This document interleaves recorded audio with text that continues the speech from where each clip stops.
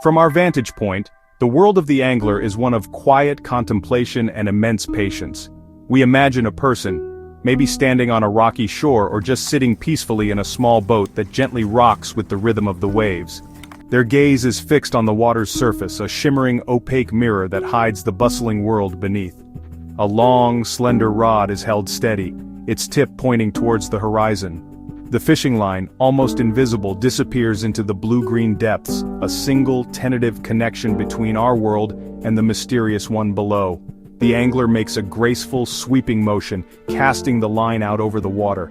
The colorful lure sails through the air, the baited hook follows, a tiny projectile on a grand mission. It lands with a subtle plop, creating a small, fleeting circle of ripples that expands outwards before vanishing. To us, it is a small, almost insignificant event, but for the world beneath that placid surface, this small splash is the beginning of a profound and dramatic story. The wait begins. Minutes can stretch into what feels like hours. The sun climbs higher in the sky, maybe it begins its slow descent, painting clouds in hues of orange and pink. The angler remains a statue of focus, senses attuned to the slightest twitch or pull on the line, watching for a sign, a signal from the depths that their offering has been noticed. This patient vigil is the universal language of fishing, understood across the globe, a quiet dialogue with nature, one side waiting in hopeful silence, unaware of the intricate drama about to unfold out of sight. This surface world is all about what we can see and hear, the glint of sunlight on the water, the distant horizon. We judge success by the bending of the rod. The real story is not happening up here in the open air. It is happening down there, in a realm governed by different rules. Beneath the waves, the world is anything but silent and still. It is a vibrant, three-dimensional city of life, filled with movement and constant activity. Schools of small, silvery fish dart in unison, their scales flashing like scattered jewels. A crab scuttles sideways across the sandy seabed, its claws raised in a defensive posture. Seaweed sways gently, a dense green forest providing shelter. The water itself is not empty, it is a thick soup of microscopic life, carrying scents and sounds over great distances. Then, the disturbance arrives. The bait and weight plunge through the surface, a dramatic splash and cloud of bubbles. From below, it looks like a tiny meteor shower. The weighted sinker plummets downwards, kicking up sand and silt as it hits the bottom. The intrusion shocks the immediate environment. Tiny shrimp vanish into the sand, pressure waves from the splash and impact ripple outward. The bait begins its silent, powerful work. Wriggling worm, piece of squid, small fish. The bait immediately starts to release its scent into the water.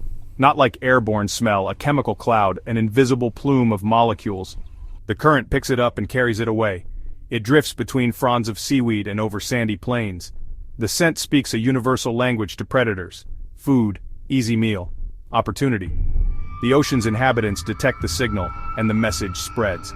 The fishing line hangs almost invisibly in the water column, a strange vertical stripe in a horizontal world. To the fish, a thin, mysterious thread descending from above. In hazy, sun-dappled water it can be hard to see. As creatures draw closer, drawn by the promise of food, the line becomes a puzzle they must solve. An unnatural element tethered to a natural-looking prize, a subtle clue that something is not quite right. For now, however, the overwhelming allure of the bait commands all attention. The plume of scent from the bait is the true messenger. It is far more potent than any visual cue. Ocean currents, like invisible rivers, carry this chemical trail far and wide. A fish located many meters away, perhaps patrolling its territory along a rocky outcrop, will suddenly detect it. Its journey begins with a subtle change in the water flowing past its gills. The fish possesses an incredibly sophisticated sense of smell, far more acute than our own. Specialized receptors in its nostrils can identify the faintest trace of amino acids released by the bait. This single cue is enough to override all other activities, triggering a primal and powerful instinct to investigate the source. The fish turns its body, aligning itself with the current to better pinpoint the direction of the scent. It does not simply swim in a straight line towards the source. Instead, it engages in a searching pattern, moving back and forth, almost like a tracker following footprints in the snow. It is testing the water, constantly comparing the strength of the scent to determine if it is getting closer or further away. Other fish in the area are doing the same. A sense of competition begins to build. The first to arrive at the source will have the best chance of securing the meal. This race is a silent, urgent one, driven by the fundamental need to eat. As the fish gets closer, its other senses are recruited. Its eyes, positioned on the sides of its head, provide a wide field of vision. It starts to look for movement, for the shape of a potential meal, but its most unique sense is the lateral line. This is a series of pores running along the fish's flank which can detect tiny vibrations and changes in water pressure. The slight flutter of the bait, the subtle vibration of the fishing line taut in the current, is registered by this remarkable organ. The fish is now building a complete picture of the situation, using smell, sight, a sense of touch at a distance. The approach is cautious. Fish are not reckless. Their survival depends on a healthy dose of suspicion. The closer it gets, the more it assesses the scene. Does the bait look right? Is it behaving normally? But for a younger, hungrier, or less experienced fish, the overwhelming desire for food can eclipse this caution. The scent is just too intoxicating, promising a rich and easy source of energy. Now, several fish may have gathered near the bait. A small community of onlookers and potential participants has formed. There is a clear hierarchy at play. Larger, more dominant fish push smaller ones aside. They claim the prime spot closest to the bait. Fish circle the bait, fins making delicate adjustments. Their eyes are locked, studying it from every angle. This is a critical period of assessment. They weigh reward versus risk. Lives can depend on it. They try to solve the puzzle. Investigation becomes physical. A smaller, bolder fish might make first contact. It doesn't take a full bite. It performs a test nibble, tasting it, feeling its texture. That nibble sends a tiny vibration up the line. The angler may or may not feel it. A tentative question. Are you what you appear to be? Other fish watch intently. The first fish's behavior gives valuable information. If it nibbles and swims away unharmed, confidence grows. The environment charges with nervous energy. The gathered fish create a subtle vortex. Fins stir the water and alter local dynamics. A passing crab freezes. Nearby minnows give the area a wide berth. The bait becomes the epicenter of a major event. It draws in actors, it draws in audience members, it changes the behavior of the whole local ecosystem. Finally, one fish decides to commit. Maybe the hungriest, the dominant, or the least wary. Its appetite overwhelms caution. It moves in decisively. Not a nibble.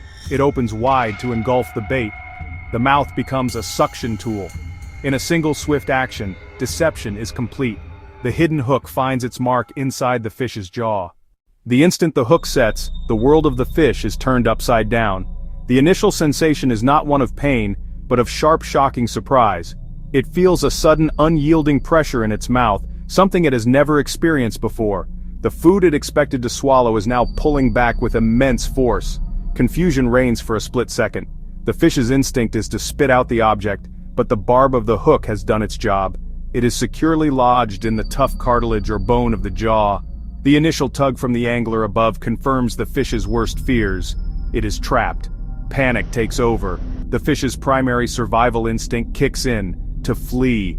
It contorts its powerful body, using its tail to propel itself with explosive force away from the source of the pressure. It expects to escape, but the invisible line holds it fast. The line, once a curious, flimsy thread, is now an unbreakable tether to a powerful, unseen force. The fish thrashes its head from side to side, trying to shake the foreign object loose.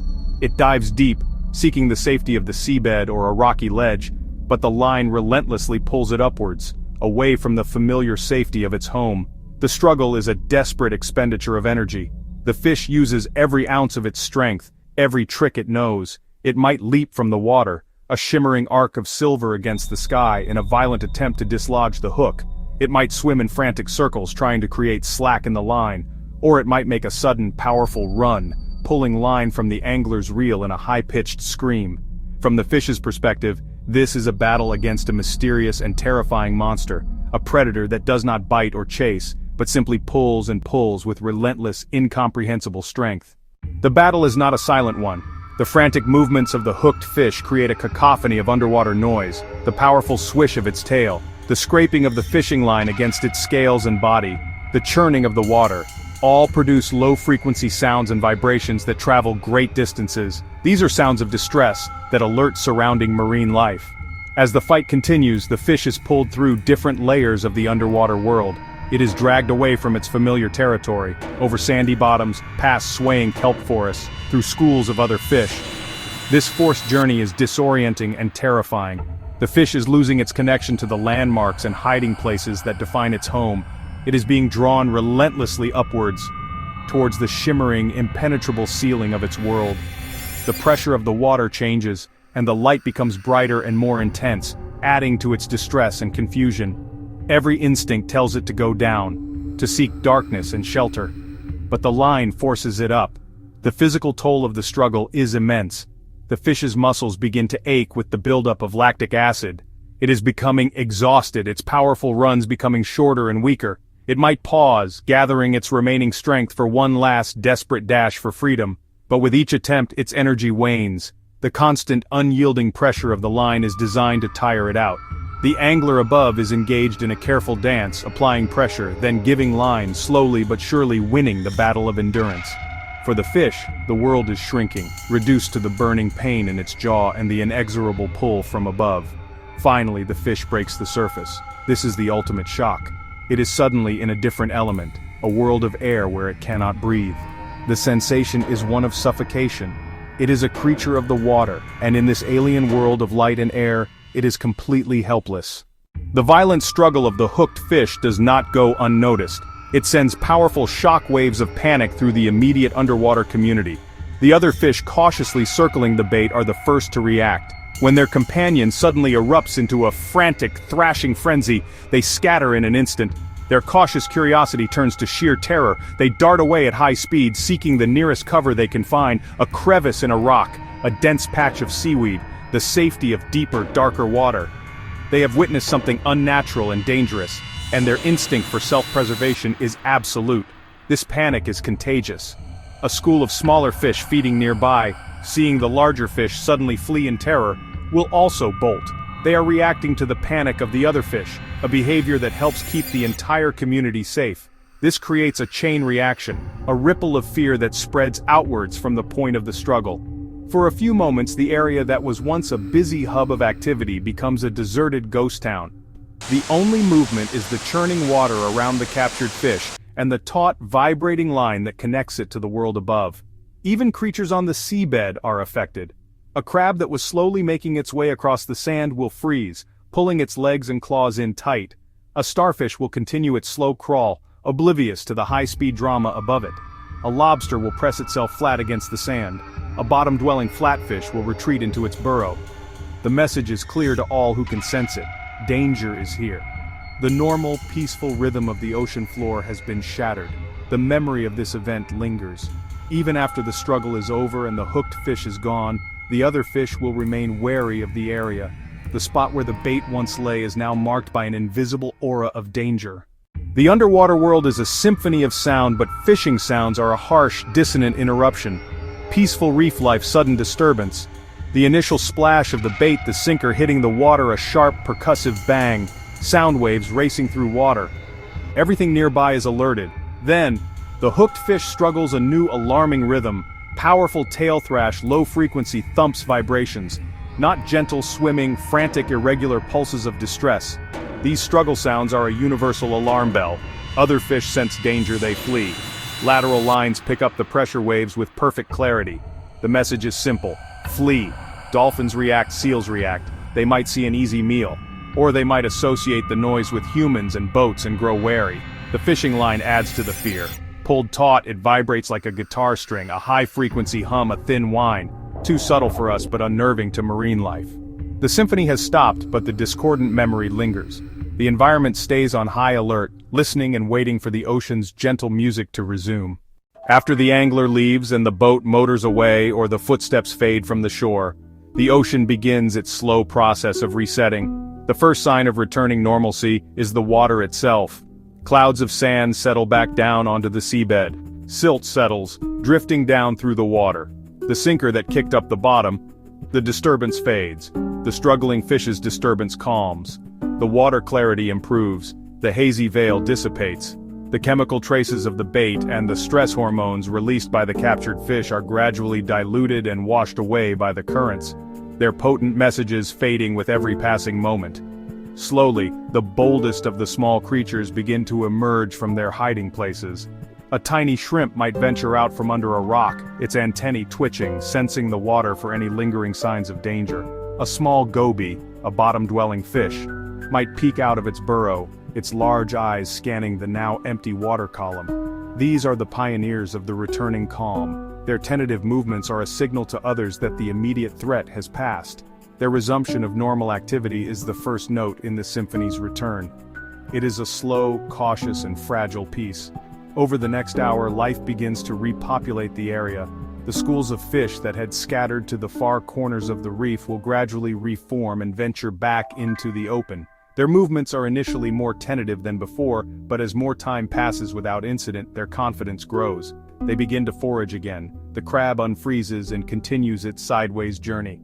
The ocean has a remarkable capacity for resilience. The memory of the event fades into the background noise of existence. The ocean has forgotten.